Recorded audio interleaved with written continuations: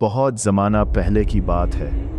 अल्लाह के नबी हज़रत सुलेमान अलैहिस्सलाम को एक ऐसी अजीम बादशाहत अता हुई थी जो दुनिया में बहुत कम लोगों को नसीब हुई। उनके दरबार में इंसान, जिन्नात और परिंदे सब हाजिर रहते थे और सब उनके हुक्म के ताबे थे। एक दिन हज़रत सुलेमान अपने लश्करों और परिंदों का जायज़ा ले रहे थे।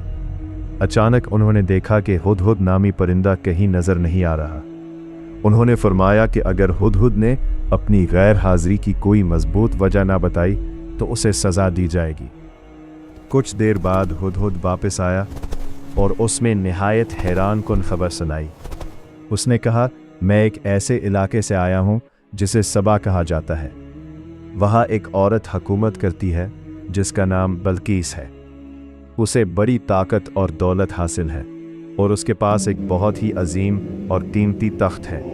लेकिन अफसोस की बात यह है कि वो और उसकी कौम अल्लाह की इबादत करने के बजाय सूरज को सजदा करते हैं। ये सुनकर हज़रत सुलेमान ने एक ख़त लिखा जो बिस्मिल्लाहिर्रहमानिर्रहीम से शुरू होता था। इस ख़त में मलका बल्कीस को दावत दी गई कि वो तकब्बुर ना करे और अल्लाह की बंदगी कबूल करे। ये ख़त हुदहुद के ज़रिए मलका तक पहुँचाया गया। जब मलका बल्कीस को ये ख़त मिला तो वो हैरान रह गई। उसने अपने मशीरों और सरदारों को बुलाया और उनसे मशवरा किया। उन्होंने कहा कि बादशाह जब किसी मुल्क पर हमला करते हैं तो उसे तबाह कर देते हैं। इसलिए मलका ने फ़ैसला किया कि पहले हज़रत सुलेमान की आजमाइश की जाए। उसने कीमती तहफ़े भेजे ताकि देखा जाए कि वो वाकई नबी है या सिर्फ़ एक ताकतवर बादशाह। जब तहफ़े हज़रत सुलेमान के पास पहुँचे तो उन्होंने उन्हें कबूल करने से इनकार कर दिया। उन्होंने फरमाया कि अल्लाह ने उन्हें जो नेमतें अता की हैं वो उन तहफ़ों से कहीं बेहतर है। फिर उन्होंने पैगाम भेजा कि अगर मलका बल्कीस हक़ को कबूल करने के लिए ना आए तो वो एक ऐसे लश्कर के साथ आएंगे जिसका मुकाबला मुमकिन नहीं होगा। ये पैगाम सुनकर मलके बल्कीस ने खुद हज़रत सुलेमान के पास जाने का फ़ैसला किया। जब हज़रत सुलेमान को मालूम हुआ कि मलका रास्ते में है तो उन्होंने अपने दरबार में मौजूद लोगों से पूछा, तुम में से कौन है जो इसके आने से पहले इसका तख्त मेरे पास ला सकता है? एक ताकतवर जिन ने कहा, मैं उसे आपके उठने से पहले यहाँ ले आऊँगा। लेकिन दरबार में एक ऐसा शख्स भी मौजूद था जिसके पास अल्लाह की किताब का ख़ास इल्म था। उसने कहा, मैं उसे आपके पलक झपकने से पहले यहाँ हाजिर कर सकता हूँ।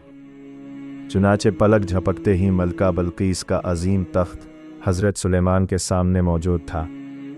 ये देखकर हज़रत सुलेमान ने फ़ौरन अल्लाह का शुक्र अदा किया और फरमाया कि ये सब मेरे रब का फ़ज़ल है।